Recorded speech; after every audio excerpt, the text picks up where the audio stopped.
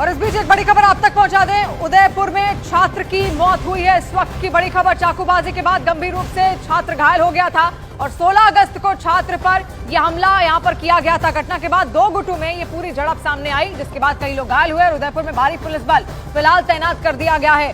किसी मामूली चीज को लेकर विवाद हुआ, उसके बाद चाकूबाजी यहां पर की जाती है और चाकूबाजी में गंभीर रूप से छात्र घायल हो गया था, जिसके बाद घायल छात्र को अस्पताल में भी यहां पर भर्ती कराया गया। लेकिन फिलहाल ये खबर सामने आ रही है कि छात्र की मौत हो चुकी है। उदयपुर में भारी पुलिस बल इस तनाव को देखते हुए तैनात भी कर दिया गया है। तो बड़ी खबर इस वक्त राजस्थान के उदयपुर से हम आपको बता रहे हैं, जहां पर एक छात्र की मौत हो गई है। सब कुछ ये हुआ एक मामूली सी बात को लेकर। पहले विवाद होता है, विवाद के बाद कहासुनी होती है, कहासुनी के बाद मामला इतना ज्यादा बढ़ जाता है कि जो छात्र हैं वो चाकूबाजी पर उतर आते हैं। तो बड़ी खबर इस वक्त हम आपको बता रहे हैं, इलाज के दौरान दरअसल घायल छात्र की मौत हो गई है। देवराज की मौत यहां पर बताई जा रही है। छात्र का नाम देवराज है। चाकूबाजी पहले हुई और चाकूबाजी में छात्र घायल होता है। घायल होने के बाद उसको तुरंत अस्पताल पहुंचाया तो जाता है, लेकिन इलाज के दौरान इस छात्र की मौत हो जाती है। 16 अगस्त की घटना है जो इस वक्त हम आपको बता रहे हैं। उदयपुर में चाकूबाजी में छात्र की मौत हो गई है। तो 16 अगस्त की तारीख जिस दिन विवाद हुआ था, विवाद इतना ज्यादा बढ़ गया कि चाकूबाजी तक बात आ गई और जब चाकूबाजी दोनों गुटों में होने लगी, उसके बाद एक छात्र उसमें अचानक से घायल हो गया और जब छात्र घायल हुआ तो उसको लेकर अस्पताल भी ले जाया गया है। तस्वीरें भी हम आपको दिखा रहे हैं किस तरीके से आक्रोश है और जगह जगह आगजनी भी इसको लेकर की गई है। 16 अगस्त की तस्वीर 2024 की। और इस वक्त भवानी हमारे साथ जुड़ रहे हैं। भवानी, और क्या डिटेल, छात्र की मौत हो गई है, विवाद किस चीज को लेकर था, किस बात को लेकर? देखिए, ये दोनों स्टूडेंट जो आरोपी है और जिस छात्र की मौत हुई है, दोनों एक ही क्लास में पढ़ते थे और होमवर्क को लेकर विवाद था। ये जो आरोपी छात्र है, इसने होमवर्क को लेकर कॉपी मांगी, इस पे दबाव बनाया, छात्र ने मना कर दिया। तो फिर उसके बाद में उसने दूसरे दिन अपनी स्कूटी में चाकू लेकर आया और जैसे ही छुट्टी हुई उसके बाद में बाहर आया, तब उसके चाकू से कई वार किए, जिससे गंभीर रूप से जख्मी हो गया। जब उदयपुर के एमबी अस्पताल में भर्ती कराया, 16 से लगातार भर्ती था, वेंटिलेटर पे था और काफ़ी कोशिश की बचाने की। चार्टर विमान से जयपुर से डॉक्टरों की एक टीम बुलाई गई थी, वो टीम भी पहुंची थी। काफ़ी कोशिश की जा रही थी कि किसी तरीके से छात्र की कंडीशन स्टेबल हो जाए, तो ये डिसाइड किया जाए कि क्या शिफ्ट किया जा सकता। कंडीशन वो नहीं थी कि शिफ्ट किया जा सके और आखिरकार आज मौत हो गई। भवानी, किस कक्षा का छात्र था और क्या केवल होमवर्क को लेकर इतना बड़ा विवाद हो गया कि चाकूबाजी तक बात आ गई थी? देखिए, जो विवाद था वो तो होमवर्क को लेकर ही था, क्योंकि क्लास के अंदर जो जिस लड़के पर आरोप है उस पर जो इससे पहले भी एक सोशल मीडिया पे उसकी चैट वायरल हुई थी। उस चैट के अंदर उसमें उसने पहले को धमकी दी थी। 2 दिन पहले चैट वायरल हुई जिसमें किसी को धमकी दी, उसमें ये छात्र नहीं था। तो उससे साफ लग रहा है कि कहीं न कहीं जो लड़का जिसने चाकू से वार किया वो कहीं न कहीं आपराधिक मनोवृत्ति थी उसकी।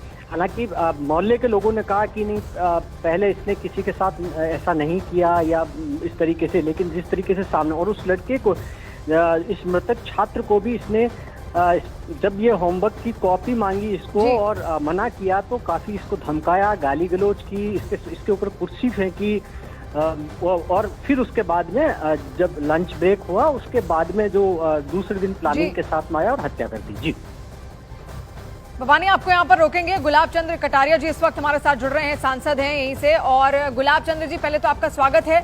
लेकिन जिस तरीके की घटना इस वक्त देखने को मिल रही है जयपुर के अंदर, 16 अगस्त का ये पूरा वाकया है। मैं क्या है कि यहाँ का जनप्रतिनिधि हूँ लंबे समय तक जी, और जैसे ही घटना हुई है मैं स्वयं भी उदयपुर पहुँच गया। मैंने उनके परिवारजनों से भी मिला, यहाँ के प्रशासन और डॉक्टरों से भी। जो भी हम डॉक्टर की दृष्टि से, मेडिकल दृष्टि से काम कर सकते थे वो सब पास किया, लेकिन बच्चे को बचा नहीं पाए, ये बात सही है।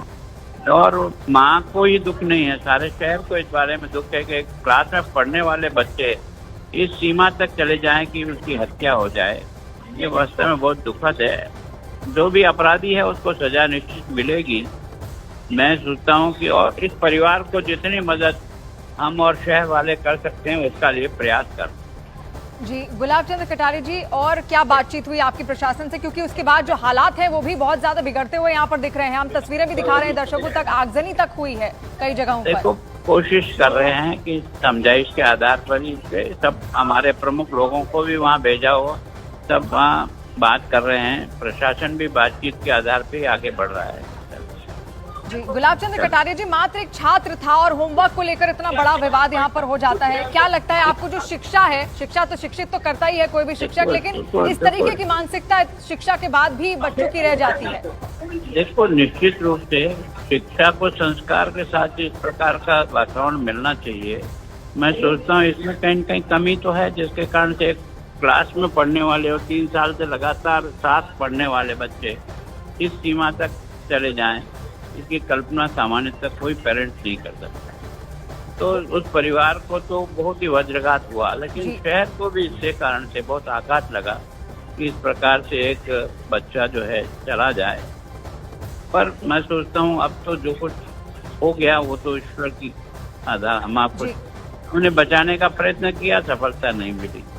अब तो यह है कि जो अपराधी है उसको दंड मिले, कठोर से कठोर सजा मिले, उसके लिए प्रयास मुख्यमंत्री जी से भी बात हुई, बाकी प्रशासन से भी बात हुई है। और इस परिवार को जो भी हम मदद कर सकते हैं, शहरवासी और सरकार दोनों मिलकर के प्रयास करें। जी, बहुत शुक्रिया गुलाब चंद कटारिया जी। तो मौजूदा राज्यपाल हैं पंजाब के और इससे पहले सांसद रह चुके हैं उदयपुर के। उन्होंने कहा कि वो खुद भी वहां पर गए और लगातार उनकी ओर से भी बातचीत यहां पर की जा रही है और तस्वीरें हम लगातार आपको यहां पर दिखा रहे हैं किस तरीके से उसके बाद विरोध प्रदर्शन भी देखने को मिला।